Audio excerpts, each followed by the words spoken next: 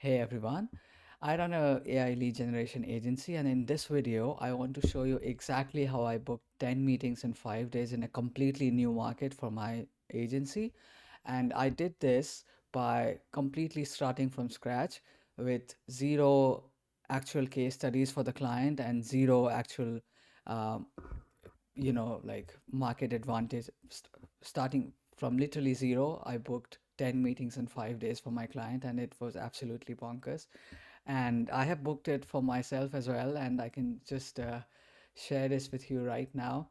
So if you see my screen, this is from March, and we booked around 10, and there's like more meetings in the past Friday and the next Monday as well. So essentially, I want to go over customer avatar research. I want to go over offer creation. I want to go over how we built the lists of leads, what we built to validate those lists of leads, how we created the copy, how we created the reply strategy, make sure to actually, book these meetings for both for my agency and for my client's agency, in a way that actually completely bypassed all of the disadvantages that we had, which is zero case studies and zero experience with this new market. You know, so essentially, let's start with the number one, which is customer avatar research. So I call this our ICP research, and this is because it's an industry term, right? Like ideal customer persona is an industry term, which means that you want to understand exactly the kind of companies that you want to be targeting, right? This can be, the industry name, for example, luxury boutiques, luxury, I don't know, this could be any kind of luxury boutique, like social media, marketing boutique, travel boutique, or family office boutique, stuff like that. And then you need to know the headcounts. So you need to know exactly what kinds of companies you want to be targeting. Do you want to be targeting sub 10 employee companies? Do you want to target 10 to 50 employee companies, or 50 plus, or 50 to 100, or 100 plus? These are the main buckets that headcounts fall into, depending on the industry, of course, but these are some of the main buckets. After this headcount, you will also want to know like the revenue stage, and revenue is not easily enough predictable via just scraping lists from different sources, but you can still actually get a fair idea of where they are depending on what's their headcount and how many. If you use AI, ChatGPT or Claude enough, you'll understand that there's a way to actually understand if this company is big enough for you to actually, for them to actually afford your services or your client services and so on. So essentially, the revenue stage needed to be about, let's say, um, revenue stage needed to be about 300K and above. And this was essential because we'll be sparing, we'll be using at least 2K plus retainers for this service. And below, companies making below 300K will not be able to afford it, right? And will not understand why they need this kind of marketing anyway. So essentially, the ideal customer persona was consisting of like these extensive amount of, deep dive into exactly the industry, exactly the headcounts, exactly the revenue stages that we wanted to be contacting, and each of these companies will have different job titles that we'll want to target. So CEO, owner, founder is like one thing. The other things can be depending on headcount. So companies with less than 10 headcounts will not have anything other than CEO, owners, and headcounts, founders, who will be ideal prospects, ideal decision makers that you want to be targeting with your AI, agency offer, right? So we actually targeted these people mainly for sub 10 employee companies, and then we targeted marketing directors, head of growth, and I think sales managers on 50 plus headcounts as well, because these people also have, not managers, these people also have enough decision making power, and they can actually escalate it to somebody like the marketing director or VP of marketing. Yeah, VP as well, VPs as well, if they are, between 10 to 50 or 50 to 100 headcounts. So depending on the exact personas, we constructed like three different campaigns for this. And this is how we did the ICP research. And after this, it was just a matter of going into AI. So essentially, we went into, at the time, it was mostly ChatGPT, but we also use Gemini. We were not using Claude as much, but you can absolutely do it in Claude. In fact, I just showed you an example in my yesterday's video about exactly how I do customer research. So research about the industry, research about the exact kind of vocabulary that they use internally to communicate, their problems and solutions, and exactly how to make look like, a colleague is sending them an email rather than an external third party, so that they are much more likely to actually open your email and read your email, right?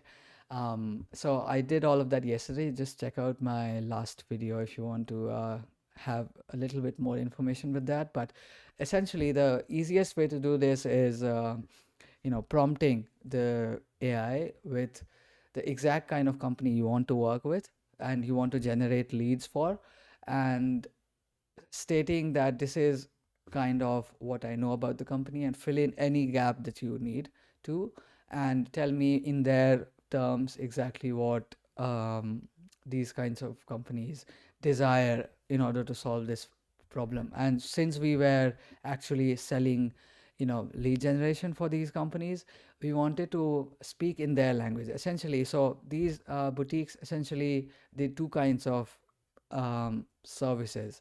They actually targeted corporate offices and corporate teams for, high package, like high ticket offers. It is like 30K and above offers. And they also had you know small family, um, um, small wealthy families who wanted to take up on their offers, who owned like small boutique companies who are lesser known. They were in mostly in, investment firms, and then some family offices, and then stuff like that. And obviously, uh, these packages were slightly lower. They started at around like 15K plus, but they were still pretty big enough that if you even get them one client, right, you will be covering like 5 to 6x the amount that will spend on lead generation with you, right? So if you do that, you're easily covered, and they will continue paying you if you just get them one client a month, or one client in 2 months even, right? So we did some research, and we found out that, the exact vocabulary that this company uses, these kinds of companies uses, and we were able to actually go ahead and understand the problems of this market. So the problems in this case, that the people that we will be targeting through AI Legion was these corporate offices and teams. Essentially, these people were much more easier to target rather than like small wealthy families who were interested in the offer. Small wealthy families will be higher quality, of course, easier to sell as well, but they will be extremely hard to target via cold outbound, because one of the fundamental um, prerequisites of cold outbound is that you need your total addressable market, so total addressable market to be at least more than like 20,000 companies. And small wealthy families, it's like it's somewhere around like 10 to 20K. And we researched and we found out that it's not going to work, right? We're going to exhaust 20,000 families in 60 days, and less than 60 days, and it's not going to work. On the other hand, corporate offices and teams, there were like more than 100,000 of these, companies that can afford these services and who could be targeted at any given point of time. So we'll not be exhausting like 100,000 companies in 60 days, right? And that's like one of the main things that I want to convey. If your time can be exhausted in like 10 to 20K companies, it's not a good fit for cold outbound, because cold outbound obviously needs a good offer, sure, in 2026, but it also needs and some amount of volume to for it to work. If you're not contacting like at least 5 to 10,000 companies a month, you're not going to get good results. I mean, in some cases, if you're running an extremely sniper campaign, so there's like two kinds of campaigns that we actually run at my agencies. Um, One is, normal campaigns, which is it starts at like 5K companies contacted in every month at least, right? And the other is like sniper campaigns, which is like extremely small amount of leads, so like 2K, less than 2K uh, companies contacted, but this will be like an extremely elaborate offer. We'll be working extremely hard to conduct to actually make an offer that these companies will find extremely valuable, and will be personalization, like we'll be conducting like double layered personalization to make sure that these people, whenever they find these emails, since we do not have like too many companies to actually test volume with, we will be conducting an extremely thorough research on each of these companies, so each of these leads, and there will be a little bit more on the AI API cost side that we'll need to target, that we'll need to work with. But yeah, like extremely clear and extremely detailed messaging. You won't be able to write stuff like looked, um, found your banger case study on your website, or find your banger case study with company name, so wanted to reach out. This is not gonna work with a sniper campaign. This can work with a normal campaign, normal cold outbound campaign, in which you have at least 10 to 20,000 companies, and you're targeting each month, right? If you're targeting like extremely, if you're working in with a very limited amount of leads, you need a much more personalized messaging in every single email. So these are the two kinds of campaigns we run, and fortunately for us to book these many calls in a low amount of time, um, we were able to have like a big TAM of at least 100,000 companies, and we were able to perform enough adequate research on our ICP for us to understand what kind of messaging worked. So this was essentially customer avatar research. The next thing was offer creation, and we tested like two different offers, right? So essentially, if I quickly show you, offer creation, we tested two different offers. First offer was first was a very vague offer. So we'll provide you 10 conversations with CEOs at 30 plus, at companies looking for XYZ service, right? This was our first offer. This was like an extremely vague offer, but it still conveyed the value proposition properly. But it was an extremely vague offer, and people actually replied curiously about, exactly how it works, and we provided them the answer. And only like 60 to 70% of positive replies, uh, not 60, 50 to 60% of positive replies actually converted into calls. So about like out of the 10 calls that we booked, about like two or three of them were from this offer. The other offer that actually outperformed the first one was essentially a very personalized offer.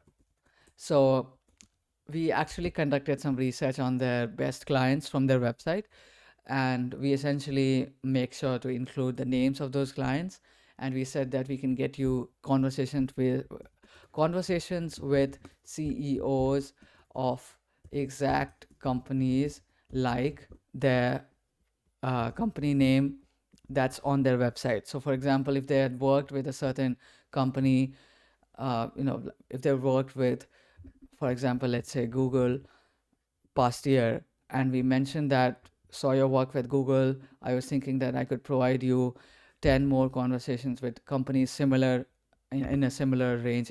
For example, in this case, Fortune 100. Um, in the next 60 days, will you be interested? And like this was an overwhelming amount of positive replies. So we actually got so many positive replies that it actually became quite a burden to actually reply to everybody. So we had to make certain reply templates in order to actually, just we will just change the first name and the last name of the sender name and the recipient name, and we'll be sending it. So before that, we were actually only receiving like 2 or 3 positive replies a day, and for this campaign we received like 5 positive replies, like 5 leads a day. And with a very small send volume, it was like less than 1,000 emails per day, but we'll get into that later. So essentially the second one, that this essentially shows you the power of personalizing your messages, right? If you are extremely relevant to your ideal customer, you will be able to actually get more interested parties on your pipeline, in your pipeline, than having a vague offer and hoping that they respond positively, and then you can share more information, and then you can go back and forth. So it's like, for number one, there's like 2 to 3x more hoops to actually cross through, right? um, the problem here is that it takes so much time to actually, you will reply, then that person will see your reply and then reply back, and then you will reply with some times on the calendar. They will reply, okay, this time suits me, and then you'll send that invite. It's like 2 or 3x more energy, more time that it takes. And this directly translates into the amount of calls you book. If you want to book 10 calls in 5 days, you'll have to actually reduce the amount of hoops that you have to amount of steps that you have to jump through in order to have this meeting booked in like only 2 steps. For example, if you have an extremely personalized campaign, and you directly ask them that would they be interested, if so, would you be interested in actually booking a call tomorrow or Friday. For example, today is Wednesday, so I'll be saying tomorrow or Friday in my email, and they will reply, okay, Friday works. Sometimes they'll reply Friday works, sometimes they'll ask for more information, and you can directly provide more information, and just directly the CTA of the reply email will be, would you be interested in me showing you how it works for your company, in your use case, for your use case, tomorrow or Friday? And they will reply yes, and then it's like done in like 3 steps instead of 5 steps. For example, in this case, let me just remove this. In this case, it's like 5 steps at least, and here it's like at most 3 steps. So first step is like your original email. The second step is them asking you for more information. If they're not immediately booking a call, they will ask you for more information. You'll provide it. That's second step. And the third step is them booking a call by selecting some times. So maybe 3 steps, maybe 4 steps, but that's it. And this one is minimum 5 steps. So it's like at least a day or two less time to book a call. So if you send your email on Monday, you will be booking a call by at least Wednesday or Thursday at the very least. um, Through number one, through this step, you will be booking a call. If you send an email on Monday, you'll be booking a call for either next Monday or for Friday or something. So there's like a tangible difference between how it works and how many steps you have to jump through to in order to book a call. um, so be extremely um, you know intentional about the kinds of offers that you run, because these directly affect if you are in a hurry to actually book more calls in less time, you'll have to make sure that the conversations that you want to generate actually have a good CTA. And if you provide enough information in your first email, they will not ask for more information. They will directly ask you for times. And this happens to me all the time. um, so yeah, this is offer creation. The third step um, is essentially list building. So list building is essentially list building is not that hard.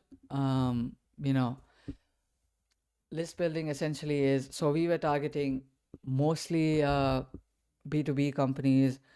As I said, we had a pretty big TAM. We had 100,000 people at least in the market.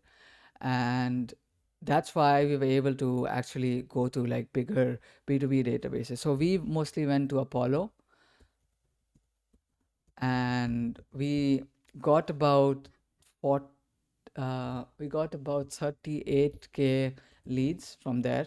And after we did some filter, we were able to go down to about like 32 um, actually verified leads, um, 32K verified leads, of course. um, After this, generating the list is easy enough. The thing is that after the lists, you need to be able to make copies. So you'll always have to make sure that you keep. Okay, where was I? Oops.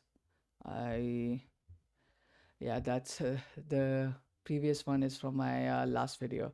So 32K verified leads, and then I'll have to filter for exact customer avatar match. So as I said in my last video, this is like an extremely important step in order for you to not uh, actually land in spam or get immediately deleted, and affect your inbox and domain reputation in the long run. The problem with emailing, if you do not do this step, you'll be emailing the wrong people at the wrong companies, right? If you already have a tight ICP, you do not need to actually email every single person in your list blindly. And if you do that, you will start landing in spam because people will be immediately archiving or deleting, or at worst, um, marking your email immediately as spam, and that will essentially result, like, because it will be completely irrelevant to their business, right? If you're not targeting a certain company, and if you're targeting some accounting firms and you start emailing banks, then you will immediately be flagged as irrelevant email, spam email, and it will affect your domain reputation. It will actually make your inboxes just lose their warm up reputation and so on. So you want to filter for your exact customer avatar match, and the best way to do is with API calls to homepage, and uh, scraper calls to homepage, and then what you want to do is essentially make another API call to anything like Claude or OpenAI to actually read the contents of their homepage. So whatever their domain is, right, abc.com, if this is the company um, you want to first scrape that domain homepage, and then use something like Claude or OpenAI to get to read that data and understand that, okay, this is a good customer, this is a customer of the exact company that I want to target, and this is valid enough, and we'll keep this in my list. And if you keep doing this, you'll land at around like 70 to 80% of your list from where you started. So for example, in our case, we had about 32K verified leads, and we got to about, I think, 21K leads in total, who were our exact ICP match. This means that we'll be able to reach out to 21,000 people in a very short amount of time. 21,000 actual companies that we wanted to reach out to. One decision maker, one decision maker per company. And this is because we were only targeting, in this case, for example, in this week, we were only targeting smaller companies. So they're less than 10 and 10 to 50. So the thing with smaller companies is that having one decision maker is okay in most cases, because one call will be enough to understand if this person is like actually interested in our offer, and will not have to have multiple decision makers to make that call. For bigger companies, that might be the case. And since we wanted to book calls ASAP, it's like this. We wanted to be, we wanted to make sure that we are not wasting our send volume on leads that are leads from the same companies. So instead of targeting three decision makers per company, and actually, if a company is not, if one decision maker replies to us that he's not interested, maybe those two decision makers that we had for that company will also reply the same, or maybe they'll just delete your email. So in this case, since we wanted to book calls as soon as possible, we only chose to have like one decision maker company per company. So it's like 21K leads, meaning 21K emails of verified people in our ICP with the companies that we want to target. So this was how we actually built our lists. And one important thing that I want to flag here is that there are a lot of people on YouTube who say that Apollo is completely burnt for list building, and this is like completely untrue. Apollo is thriving. Apollo is a great source for most kinds of industries, most kinds of B2B industries, except a few uh, local business niches that can be found on Google Maps. If you can scrape Google Maps for uh, targeting companies in your ICP, you should not be targeting anything else other than Google Maps. But if these companies cannot be found on Google Maps, there's a high chance that we'll be able to build a pretty good, uh, pretty large list just from Apollo. So Apollo is like a very good source of leads, and it's not burnt. Like I say in my on my website, this is my agency, and I have like a quote here that I want to share with you guys, which is, outbound isn't dead, generic outbound is, right? There are so many people who just blast emails blindly without understanding exactly whether this company has this problem or not, or whether this company is looking for something like this or not, or whether, not looking at any kind of signal or not conveying your offer properly. People who do not know anything about copy, just blasting 10,000 emails a day and hoping that it will work out. Sure, if you blast 10,000 emails a day, you'll burn your inboxes in like 60 days, less than 60 days. Sure, you'll get more positive replies than a person who's blasting 2,000 emails a day. But is that worth it? Like, unless you are in a hurry to get like a 10, 20 calls a day, or 20 leads a day, you're not gonna want to waste your leads unless you have like a huge budget. If your client is giving you like a retainer of like $10,000 a month, you can obviously blast like 5K, 10K emails a day and just spray and pay and host, like, in the lead generation agency, we call it spray and pray approach. So there's two kinds of approaches. There's like, one is in which you do intentional outbound campaigns, the other is a spray and pray approach. And I hate the spray and pray approach, because it's like you're blindly trying to make up offers, make up copy, make up lists, make up problems for people who might not actually need it. So it's like completely up to the universe, like up to somebody, some third party, some unknown power that whether you succeed or not. And this is not how I do things. I like doing things that are predictable. So spray and pray approach is not something I like to do. And if you are building your list in Apollo, you need to make sure that you filter properly, and then you actually go through each and every list, scrape their domains homepage, make API calls, understand this company's problems, and then build your final list of companies or leads to target. So yeah, I'm pretty much against any kind of generic campaign. It's like it never works out, especially in this day and age, unless your ICP is like completely ignorant of cold email and they don't know what a cold email is. Maybe they will reply to a very vague and just unintentional offer. But if your ICP, and in most cases that's the case, if your ICP is receiving like 5 to 10 cold emails a day, you have to stand out, right? And you have to stand out, excuse me, you have to stand out with a good offer and a good copy and a good like a personalized messaging.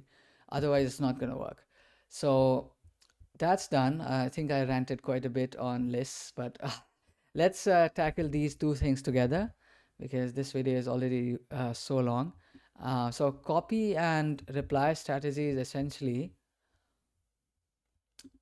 your way of making sure. So let's tackle copy first. So copy is essentially, you having an offer already and then trying different variations of putting the same offer in front of different people in slightly different ways.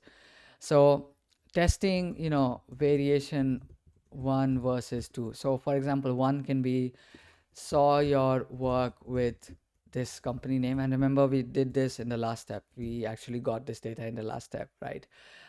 Saw your work with company name and um, appreciate the okay, just say that did this company achieve XYZ? If so, would you want to work with a similar company in the next 60 days? And this could be, work with 10 plus, or would you want to uh, jump on calls with similar 10 plus similar companies in the next 60 days? That's like one way of testing an offer. The other way could be, us actually making sure that we call out the industry. So saw your work in, for example, industry could be, I don't know, healthcare or finance, and this industry, I should flag it for you guys, it should be extremely niched. So it should not be like extremely broad. You cannot just be targeting, I don't know, surgeons and be saying saw your work with doctors, like surgeons. Like, you have to be extremely refined, so you have to target the exact niche. So for example, you have to say saw your work with optometrists if you're targeting these guys, or saw your work with I don't know, cardiologists, so on and so forth. And if you have like a case study to name, you can name it from their website. Obviously, we got this data in the last step, so why not use it? And was curious if you had some um, if you have some bandwidth for an additional 10 calls in the next 30 days with the companies doing similar numbers. So this is essentially how you do make a good offer with, lookalike companies essentially. And lookalike companies meaning, instead of you targeting some lookalike company, you actually use their offer. So a company that you found on your ideal prospects website, you use their name to sell that you can get them more calls with a company of this kind. And this is how you write good copy. And obviously personalization is necessary in the to ensure that you're targeting the right industry and the right company. But once you do this, you'll have a much higher chance of replies, because people will recognize that you actually did some research, and this is not an automated blast. You know, you're not actually sending replies, sending emails to 5,000 plus companies who look similar to them. No, you're taking time to research their ideal prospects and then telling them that you can get them calls with ideal prospects of their own, and similar to their ideal prospects. And that is not something that can be, in their mind, they think that that is not something that can be, extremely automated, and they feel compelled to reply. And this is how you build like good offers. This is essentially some of the best things about cold outbound, is that you have so much freedom in constructing offers and constructing good copy, and just tweaking small things to get better ideas of what's resonating with the market. And I can assure you that what was working in March is no longer working now. So you'll have to always keep tweaking the messaging. And if you do this for a living, I think you get the idea, right? If you're looking to start an agency like this, um, you know you'll get the idea that you'll need to keep testing this kind of stuff. And um, you know um, the last thing is reply strategy, and essentially this is like speed to lead. So 5 minute or less reply time. And you can obviously do that by, one is making sure that your inbox, or in smartly you call it, I think, master inbox, and in instantly you call it unibox, I think.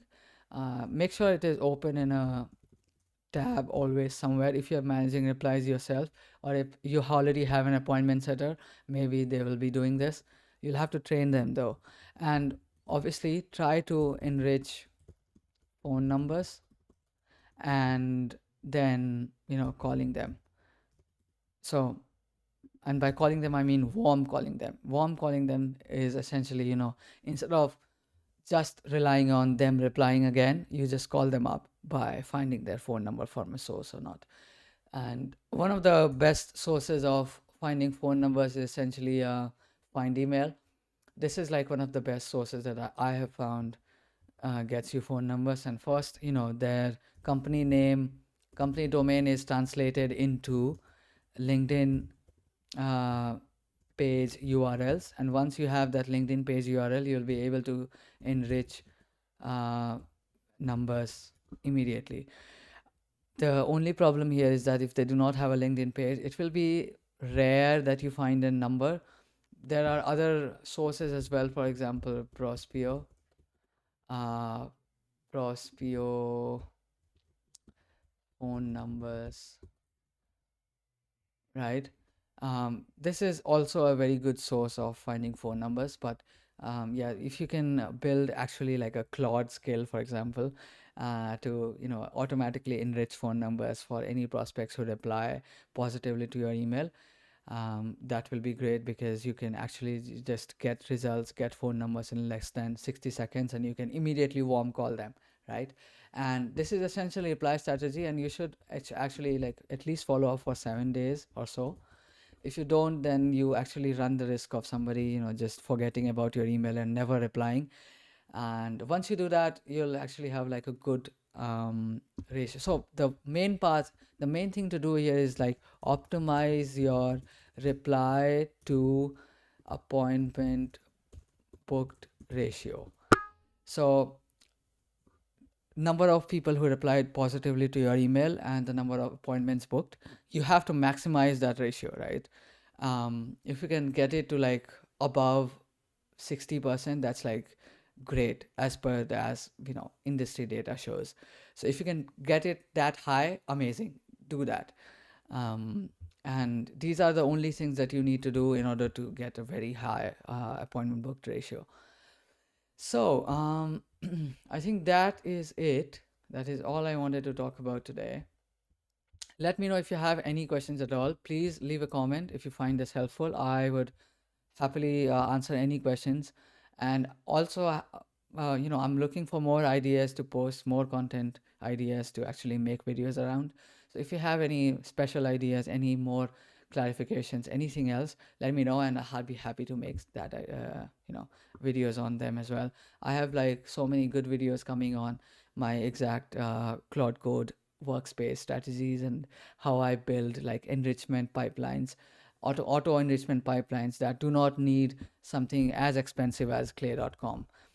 If you have spent any amount of time in this space, in lead generation space, you need that. Clay.com is like a very good source of finding and enriching leads, but the problem here is that it's like extremely expensive, and they've changed some pricing strategies as well. So if you can actually build good enrichment pipelines just with AI, stuff like Claude Code, it's extremely essential that you take advantage of that, and get leverage that in the best possible way. And for the amount of money that you'll pay Clay.com, you can actually I think you'll only need to spend like half of that to get like a really good enrichment pipeline. So I can cover that if you want, and any other ideas that you have, I'd love to look at. Thank you so much for watching. I'll hope to see you in the next video. Please subscribe if you haven't already. But yeah, see you soon. Thanks. Bye.